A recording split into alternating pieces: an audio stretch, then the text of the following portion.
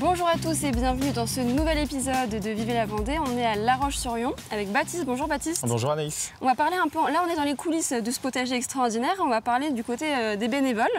Tu vas pouvoir un peu nous parler comment ça se passe le recrutement et surtout vous êtes combien à travailler ici à l'année? Alors à l'année, il y a plus d'une vingtaine de salariés qui œuvrent pour maintenir toutes ces collections en place et pour pouvoir les présenter du coup tout l'été au public. Et il y a aussi plusieurs dizaines de bénévoles, dont un groupe assez important d'une petite vingtaine qui tous les mardis viennent œuvrer pour nous aider à maintenir toutes les conditions les plus favorables possibles pour que ces collections puissent être présentées au public. Parce que c'est un challenge chaque année qui est à relever.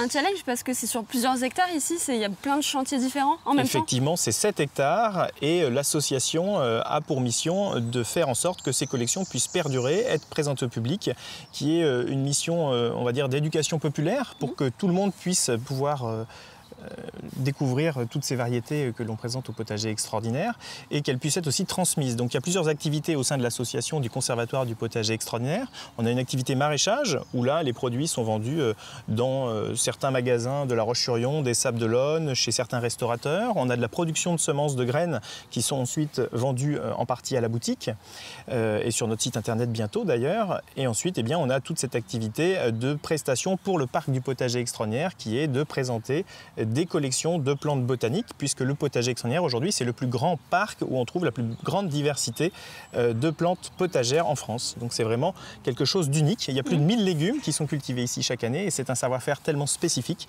que c'est confié au conservatoire parce que c'est le conservatoire qui détient toute cette diversité. On a 3000 plantes alimentaires différentes dans les stocks du conservatoire au potager extraordinaire. Comment vous faites pour sélectionner, pour recruter les bénévoles sur le potager? Alors, donc, c'est un recrutement qui se fait de bouche à oreille, qui se fait par la presse, qui se fait par les médias.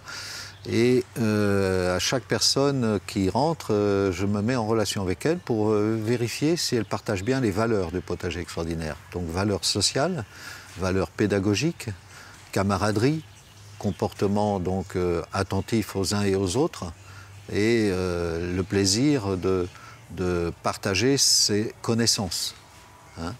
Donc nous sommes, comme je disais tout à l'heure, avec des bénévoles de tout horizon. Donc les compétences sont chez les uns, chez les autres, en fonction des besoins. C'est intéressant de pouvoir se côtoyer et s'entraider. À la différence d'un jardin partagé, le potager extraordinaire, qu'est-ce qu'il vous apporte alors de différent, de complémentaire? Et là, il y a un côté expérimental. Il y a tout un côté aussi pour ce qui est l'aspect du parc.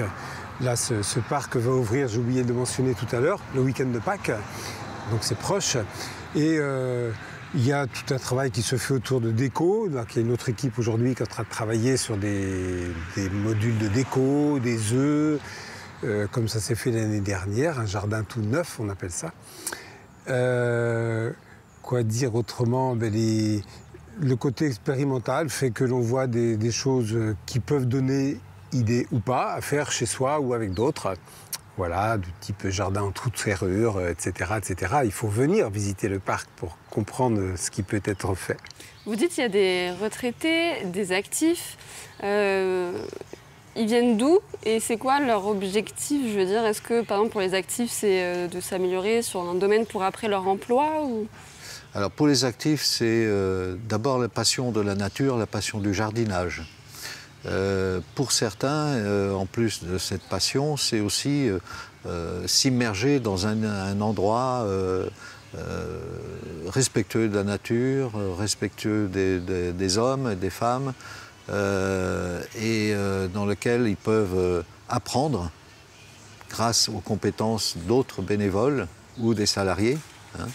Apprendre par exemple les techniques de bouturage, les techniques de semis, les techniques de reproduction et conservation des espèces. Donc pour les retraités, c'est souvent l'occasion de donner du temps, toujours dans un univers que je viens d'écrire, le même, bien évidemment, donner de leurs compétences. Transmettre. Transmettre. tout à fait. Déjà, ça change les idées quand au lieu de rester chez soi. Puis il y a une très bonne ambiance entre nous, c'est super génial, puis on apprend plein de choses. C'est positif finalement, là j'entendais un discours un peu contestateur comme vous disiez. Puis non, finalement... je conteste au niveau du matériel, je ne suis pas négatif au niveau du personnel. Nuance. Et non, bénévolat, c'est génial. Enfin, moi je fais partie de plein d'associations.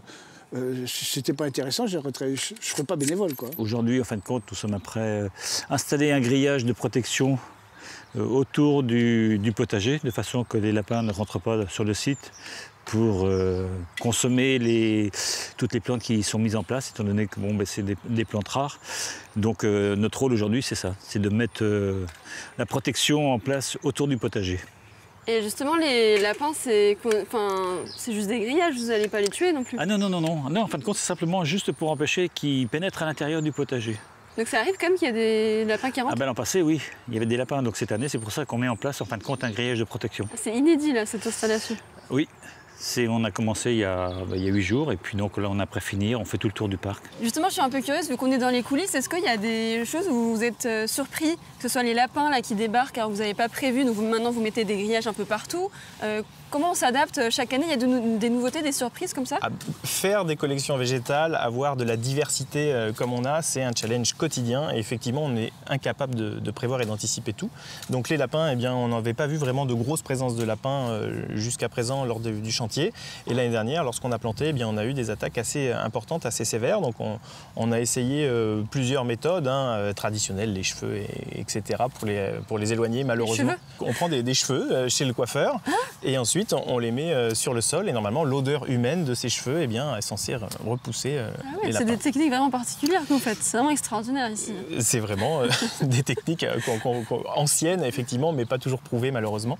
Est-ce qu'il y a besoin d'avoir des notions quand même de jardinage ou autre, de bricolage, de peinture ou pas? Non, si on sait c'est mieux, si on ne sait pas c'est pas grave, on apprend. C'est un lieu, comme je le disais, d'apprentissage également, y compris pour les bénévoles. Donc, effectivement, si on se met à faire de la peinture, c'est pour peindre les objets à peindre, pas soi-même. Donc, un petit peu de dextérité. Sans eux, probablement qu'on aurait du mal à pouvoir poser tout ce grillage pour que les lapins ne puissent pas venir grignoter les collections. On aurait peut-être du mal à avoir certains bricolages qui nous permettraient de produire des graines. On ne pourrait peut-être pas mettre des stations de conservation partout en France pour multiplier des semences et sauver aussi d'autres végétaux menacés. Bref, c'est vraiment une aide précieuse au quotidien et même de façon occasionnelle parce que certains bénévoles viennent simplement de façon occasionnelle lors d'événements. Même si vous n'avez jamais touché quoi que ce soit en termes végétal ou pas du tout la terre de votre vie, vous êtes le bienvenu. Il y a probablement une place pour vous au potager extérieur pour nous aider à accomplir ce projet social qui est à la fois de mener nos activités d'insertion sociale sur le conservatoire et en plus de sauver des plantes qui sont menacées de l'extinction. Merci beaucoup Baptiste pour toutes ces informations. Merci Anaïs. Et merci à vous de nous avoir suivis. Si vous voulez être bénévole, et maintenant vous savez qu'ici c'est possible.